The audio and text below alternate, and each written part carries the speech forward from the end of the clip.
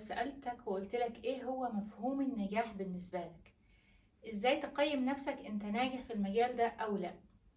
خلينا نتكلم الاول على مفهوم النجاح عامة، لان الناس ادت للمفهوم ده وعملت له يعني واثقلت بيه على الناس وعملت له هالة عظيمة جدا. لدرجة ان انت علشان توصل انك انت تبقى ناجح في حاجة فانت لازم تبذل الغالي والرخيص. يعني ايه نجاح؟ يعني انا بوجهة نظري انا طبيعي ان احنا يبقى عندنا هدف، او احنا كل فترة نحط اهداف ويبقى عندك جول كبير انت عايز توصل له. بس الفكرة فين؟ الفكرة ان انا في حياتي اليومية العادية مش مفروض ان انا انسى النجاحات البسيطة والخطوات البسيطة اللي انا باخدها في اتجاه هذا الهدف، او حتى في حياتي العادية. يعني ايه؟ يعني انا لو عملت فنجان قهوة وطلع حلو فانا كده نجحت في ان انا اعمل فنجان القهوة ده. انت ممكن تكون تشوف ان الموضوع ده بسيط، لكن هو مش بسيط. هو انا بدرب نفسي كده وبدرب عقلي والعقل اللاواعي باحتفالي بالنجاحات البسيطة والحاجات البسيطة جدا جدا دي اللي انت ممكن تكون مش شايفها.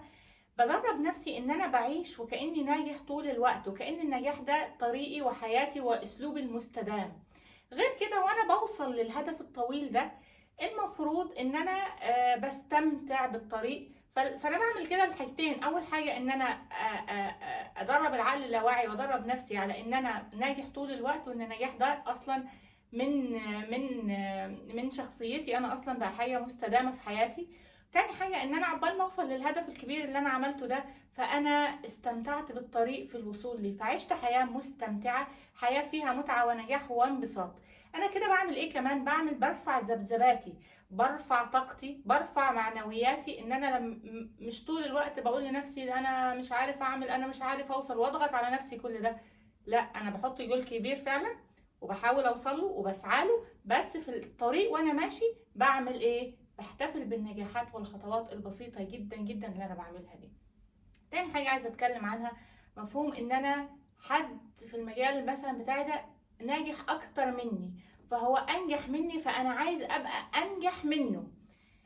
الفكرة فين؟ الفكرة في ان انا اول ما بدخل هذه العقلية التنافسية اعرف على طول ان انت قللت من نفسك. قللت من نفسك يعني ايه؟ مش قللت من نفسك انك انت اهنت نفسك، لا، وان كان ممكن يكون كده. قللت من نفسي ان انا الغيت تميزي وتفردي، والحاجة اللي انا جدا متميز فيها وان انا متفرد فيها، والحاجة اللي انا ربنا خلقني اصلا بيها. هو نجح في المجال ده وهو وصل لمرتبة او لدرجات اعلى مني. هو دي تجربته وهي دي حياته، وهو ممكن يكون بادئ قبل مني، ممكن يكون عنده سكيلز اعلى مني ومشتغل على نفسه اكتر مني. بس هو في الاخر متفرد في حاجة وانا متفرد، حتى لو انا في نفس المجال على فكرة انا متفرد في حاجة تانية خالص ربنا سبحانه وتعالى خصني بيها. مفيش حد في الكون زيي فيها، انا متفرد فيها. طيب المشاعر دي التنافسية دي لو دخلت عندك هتعمل ايه؟ هتعمل حاجة انت ممكن تكون مش مدرك ليها، لانها في بدايتها انت مش مدركها، بس بعد كده هتتحول لمشاعر غيرة، هتحول مشاعر حقد، هتتحول لقلق وتوتر طول الوقت انك انت اصله جاب اكتر مني، اصله عمل محاضرات اكتر مني، اصله مش عارفه عمل ايه اكتر مني، بقى اصله. فانت بتوجه طاقتك كلها في الاتجاه الغلط، مع ان انت اتجاهك اصلا المفروض طاقتك تتوجه في اتجاه الهدف بتاعك. طيب مشاعر الغيرة دي علشان ادركها كده في اول الطريق واتعامل معاها، اعمل ايه؟ اول حاجة اعترف لنفسي ان انا غيران من فلان، انا عندي شوية غيرة منه علشان هو ناجح في المجال ده مثلا اكتر مني. سي طيب انا بدل ما اوجه الطاقة دي انها تبقى غيرة وحقد وكراهية وقلق وتوتر طول الوقت، لا، انا ابقى مدرك وواعي لنفسي واوير، وان انا اخد المشاعر دي واقول طيب هو ناجح اكتر مني ليه؟ مثلا هو مشتغل على السكيلز دي عنده احسن، الحكايه دي عنده احسن. بدل ما ابدا اغير منه، بدا اشوف درجات نجاحه ايه وتميزه في ايه. ساعتها انا اعرف ساعتها انا ممكن اشتغل على ايه واطور نفسي في ايه.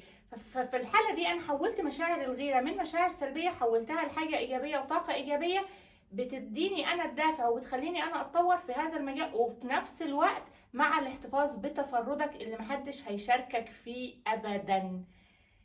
طيب المفهوم العام بقى للنجاح خلي دي ثالث نقطة هنتكلم فيها في الفيديو، المفهوم العام للنجاح. أنا شايفة إن المفهوم العام للنجاح أي حاجة تحت مظلة أو الأمبريلا بتاعت إنك أنت تحقق إنك أنت خليفة الله في الأرض، أو servant of God، أو عباد الرحمن، أو أنت ممر أو تشانل للنور والطاقة الإلهية، لأن أنت خليفة ربنا سبحانه وتعالى في الأرض، هي اللي المفروض تكون هدفك وتكون رسالتك.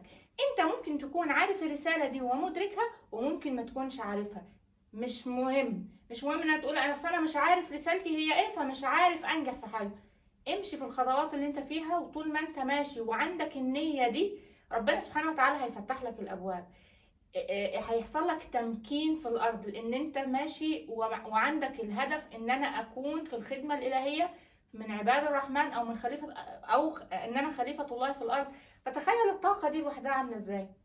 انت هتسعى لايه؟ هتسعى للشر عمرك، انت هتسعى للخير، هتسعى للخدمه، هتسعى للنفع، هتسعى للتمكين، هتشتغل على نفسك، هتحاول تطور الناس، هتبقى ملهم للناس. ايا ما كانت رسالتك، ان شاء الله تكون بتطبخ، بتطبخ لاولادها في المطبخ، انت هتكون بتوصل الحب، بتوصل الخدمه، بتوصل الرعايه بطريقه مختلفه تماما عن ما انت بتكون زهقان. وان انا مش الرسالة مش معناها انك انت تبقى هيرو، الرسالة ممكن تبقى حاجات بسيطة خالص ربنا خصك بيها، بس انت ادركتها وعرفت ازاي تعملها ومشيت في الطريق الصح. ساعتها ربنا سبحانه وتعالى هيرزقك التمكين والنفع والالهام للناس، وهتبقى من الممكنين في الارض.